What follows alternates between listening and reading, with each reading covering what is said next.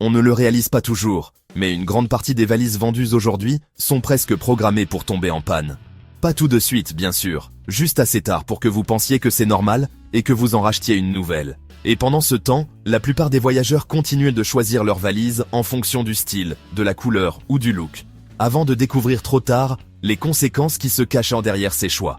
Parce que derrière ces designs brillants, ces coques étincelantes et ces promesses de solidité se trouvent souvent des faiblesses structurelles que les fabricants préfèrent ne pas mettre en avant. Ce n'est un secret pour personne dans le secteur, des rumeurs circulent depuis des années, affirmant que certaines marques misent sur l'usure rapide pour garantir un renouvellement constant. Une mécanique discrète, mais terriblement rentable. Et si votre valise possède ne serait-ce qu'un seul des défauts dont on va parler, votre prochain voyage pourrait bien tourner au cauchemar. S'il y a bien un élément qui trahit une valise avant tout le reste, ce sont les roues. Statistiquement, ce sont elles qui lâchent en premier, parfois après seulement quelques voyages. Et ce n'est pas un hasard. Beaucoup de modèles utilisent des roues creuses, fabriquées avec un plastique léger qui se déforme dès qu'il rencontre un trottoir un peu haut, un tapis roulant trop agressif ou simplement les pavés d'une vieille ville européenne. Résultat, la valise commence à vibrer, à se mettre de travers, puis finit par grincer avant de céder complètement. La différence entre une roue creuse et une roue pleine est pourtant énorme. Les roues creuses sont bruyantes, fragiles et exposées à chaque impact.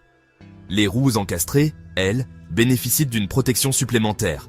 Elles absorbent mieux les chocs et ont moins de risques de se décrocher en plein trajet. Et quand une roue exposée prend un coup latéral, par exemple, lorsque la valise chute du tapis d'aéroport, la fissure est presque inévitable. Dans le milieu, certains parlent même d'un secret un peu dérangeant. L'idée que les roues bon marché seraient volontairement choisies comme point faible. Un élément de panne programmé qui force les voyageurs à envisager un remplacement bien plus tôt que prévu. Rien d'officiel bien sûr, mais assez de chuchotements pour semer le doute. Et si vous pensez que les roues sont un problème, attendez de voir ce qui arrive à vos fermetures éclairs. Après les roues, les fermetures éclairs sont les secondes victimes d'un mauvais choix de valise. Le problème ne vient pas seulement de la qualité du zip, mais aussi de la tension que la plupart des voyageurs lui imposent. Dès qu'on surcharge un peu trop la valise, la pression se concentre directement sur les dents. Et sur les modèles bas de gamme, cette tension suffit à les décaler d'1 millimètre. Un minuscule décalage, mais assez pour que la fermeture glisse mal, se coince ou finisse par s'ouvrir toute seule. C'est ce fameux désalignement. Les dents ne s'emboîtent plus parfaitement, la glissière se déforme, et à force de tirer, on abîme encore plus la structure. Beaucoup de voyageurs en ont fait l'expérience dans les files d'enregistrement, un zip qui saute soudainement, la valise qui explose, des vêtements qui débordent, et un agent qui doit en urgence emballer le tout dans un sac plastique transparent. Une scène embarrassante, mais bien plus fréquente qu'on ne le pense. Les systèmes double spirale et les fermetures 8KK sont beaucoup plus fiables, car elles répartissent mieux la tension et résistent mieux au choc. Sur une bonne valise, c'est presque un standard. Sur une mauvaise, c'est souvent la première économie faite par le fabricant. Mais au moins, une fermeture ne ruine pas l'apparence, contrairement au piège suivant. Les coques brillantes attirent l'œil, mais elles vieillissent plus vite que n'importe quel autre type de valise. La raison est simple, cette brillance presque miroir est obtenue grâce à des plastiques plus tendres, plus lisses, et donc beaucoup plus sensibles aux micro-rayures. Le simple fait de poser la valise sur un tapis roulant suffit à laisser des traces. Et après un ou deux vols, la coque ressemble déjà à un pare-choc passé au papier de verre. Ce que beaucoup ignorent, c'est que cette finition éclatante cache souvent une faiblesse structurelle. Les matériaux utilisés pour obtenir cet effet glossy ont tendance à être moins résistants aux pressions latérales. Dans un avion, lorsque les bagages s'entassent les uns contre les autres, ces coques peuvent se déformer et même se fissurer au moindre point de tension. Et comme la matière est rigide mais pas suffisamment flexible, une petite pression peut parfois provoquer une cassure nette. L'esthétique est séduisante, mais elle masque une fragilité qui ne pardonne pas. Et si les rayures ne suffisent pas, certaines valises peuvent même ralentir votre passage à la sécurité.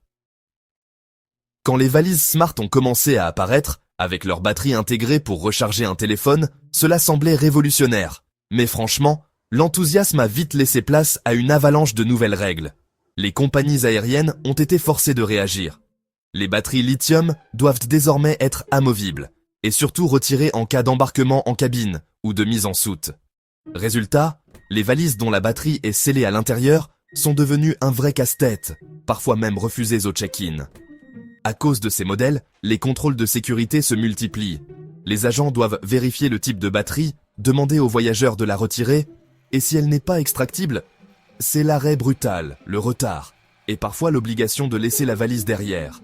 Et tout cela pour une technologie qui ajoute du poids inutile, se dégrade rapidement et devient souvent obsolète en quelques années, bien avant que la valise elle-même ne montre des signes d'usure. Le paradoxe est cruel. On paie plus cher pour une fonction soi-disant pratique, mais qui complique presque chaque étape du voyage. La meilleure alternative reste de loin une batterie externe amovible, compacte, que l'on retire en une seconde au contrôle de sécurité. Mais la technologie n'est pas le seul élément fragile. Votre poignet peut aussi vous trahir. On n'y pense presque jamais, mais la poignée télescopique est l'une des pièces les plus sollicitées d'une valise. Et c'est aussi l'un de ses points les plus fragiles lorsqu'elle est construite avec un simple tube. Ce type de poignée se tord très facilement sous le poids de la valise, surtout lorsqu'elle traverse des surfaces irrégulières. À chaque vibration, le tube fléchit légèrement et toute cette tension est directement transmise aux roues. C'est ce phénomène qui fait qu'une valise danse ou dévie soudain vers la droite ou la gauche, comme si elle essayait de vous échapper. Dans les coulisses des aéroports, le personnel raconte souvent la même chose. Les poignées simples s'effondrent au moment où on en a le plus besoin. Elles se bloquent en position basse, refusent de se déployer ou se détachent complètement lorsqu'un bagagiste soulève la valise un peu brusquement. Ce n'est pas un accident isolé, c'est un problème récurrent, surtout sur les modèles conçus avec des matériaux légers pour réduire les coûts. À l'inverse, les poignées à double barre renforcées offrent une stabilité bien supérieure. Elles répartissent à la pression, absorbent mieux les chocs et empêchent la valise de perdre son alignement. Une poignée solide, c'est littéralement la colonne vertébrale de votre bagage. Et même une bonne poignée ne peut rien faire si la coque elle-même est un mensonge marketing. Beaucoup de valises affichent fièrement 100% polycarbonate sur l'étiquette. Mais dans la réalité, ce n'est qu'un habillage marketing. La plupart de ces coques sont en réalité un mélange ABS-PC, bien plus fragile, beaucoup moins résistant au choc, mais nettement moins coûteux à produire. Les fabricants misent sur le fait que la plupart des voyageurs ne verront jamais la différence. Et pourtant, il existe un test très simple, utilisé par les transporteurs eux-mêmes, le test du flex. Une vraie coque en polycarbonate plie légèrement sous la pression. Elle absorbe le choc, puis reprend sa forme. Mais si votre valise ne fléchit pas du tout, si elle reste rigide comme du plastique dur, alors elle risque tout simplement de fendre net lors du premier impact un peu sérieux. Et le pire, c'est que ces fissures se propagent encore plus vite en conditions réelles. Sur le tarmac, exposées au froid, à l'humidité et aux changements brutaux de température, ces coques hybrides deviennent cassantes comme du verre. Une chute, un choc ou un empilement un peu brutal. Et vous pouvez récupérer votre bagage avec une coquille éclatée. Et parfois même, vos affaires qui dépassent. Et parfois, les problèmes viennent de l'extérieur. Littéralement. Elle semble pratique. Elle donne l'impression d'ajouter un espace gratuit. Mais les poches extérieures surchargées sont en réalité l'un des pires ennemis de votre valise. Sur les tapis roulants, ces poches deviennent des points d'accrochage parfaits. Elles se coincent dans les bords, s'arrachent contre les parois ou se font saisir par les rouleaux mécaniques. Et dans les compartiments supérieurs, elles s'accrochent au rebord et rendent chaque manipulation inutilement risquée. Mais ce n'est pas tout. Lorsqu'on les remplit à bloc, ces poches gonflent et déplacent le centre de gravité de la valise. Résultat, les roues ne sont plus alignées correctement avec le sol. Elles frottent, elles vibrent, elles s'usent beaucoup plus vite. Parfois même avant la première année d'utilisation. Une simple poche remplie de trop peut littéralement transformer une valise stable en un bagage qui tire, penche et roule de travers. Et bien sûr, ces excroissances compliquent aussi le rangement dans les cabines. Une valise qui dépasse à cause d'une poche bombée ne rentre plus dans les gabarits, force davantage dans les compartiments et attire l'attention des agents. Pas forcément dans le bon sens, mais même une valise compacte peut être vulnérable, si ses fermetures sont exposées. Elles sont jolies, discrètes, élégantes, mais terriblement vulnérables. Beaucoup de valises tendance exhibent leur chaîne de fermeture éclair sans aucune protection, simplement pour conserver une esthétique minimaliste. Le problème, ces fermetures exposées sont l'un des points d'entrée les plus faciles pour qui veut ouvrir une valise sans laisser la moindre trace. Avec certaines techniques tristement connues, comme l'écartement rapide des dents à l'aide d'un simple stylo, une fermeture éclair non protégée peut être forcée en quelques secondes. Et après un passage éclair, il suffit de refermer en glissant le curseur, aucune marque, aucune déchirure, aucune preuve visible que votre bagage a été ouvert. C'est l'un des secrets les moins avoués du secteur de la sécurité des voyages. Le paradoxe ? Plus une valise mise sur son look lisse ou design, plus elle a tendance à sacrifier ce type de protection au profit de l'esthétique. Les solutions existent pourtant, système sans fermeture éclair, loquet métallique sécurisé, fermetures éclair recouvertes ou chaînes intégrées dans une gouttière rigide. Ces choix, souvent un peu plus lourds ou plus coûteux, offrent une résistance réelle contre les intrusions opportunistes. Et même avec des fermetures sécurisées, vos coins restent en première ligne. Si vous deviez choisir un seul endroit où renforcer une valise, ce seraient les coins. Et pour cause, entre 70 et 80% des chocs subis par un bagage surviennent précisément sur les angles.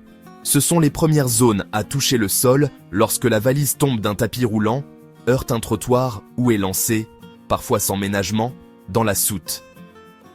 Les coques sans renfort d'angle ou sans cadre rigide interne subissent toujours le même destin. Elles se fendent, se déforment ou finissent par plisser sous la pression. Et lorsque l'angle cède, les dégâts ne s'arrêtent jamais là. La fissure affaiblit la structure, le cadre se vrille légèrement, les roues se retrouvent mal alignées, la poignée télescopique commence à branler et la valise devient instable. Ce qui n'était au départ qu'un impact mineur peut se transformer en véritable effet domino. Tout se dérègle, tout se fragilise, tout devient plus difficile à contrôler. Les modèles dotés de coins renforcés, de cadres internes en aluminium ou de coques rigides avec nervures absorbantes résistent bien mieux au cycle de chargement et de déchargement répétés. Et pour ceux qui préfèrent les valises souples, attention aux matériaux. Dans les valises souples, le tissu est votre première et ultime ligne de défense. Et pourtant, une grande partie des modèles d'entrée de gamme utilisent un polyester bas de gamme, connu pour ses limites bien réelles. Faible résistance à l'abrasion, fibres qui se déchirent dès qu'elles accrochent un coin métallique et capacité à absorber l'eau comme une éponge. Résultat, une valise qui s'alourdit, qui sent l'humidité et qui se détériore en un temps record. Lorsque les fabricants mettent en avant une valise ultra légère, il faut se méfier. Cette légèreté extrême est souvent synonyme de fragilité structurelle. Un tissu trop fin offre peu de protection contre les déchirures, les perforations et l'usure due au frottement des tapis roulants ou des soutes d'avion. Pour ceux qui préfèrent les valises souples, certains matériaux font toute la différence.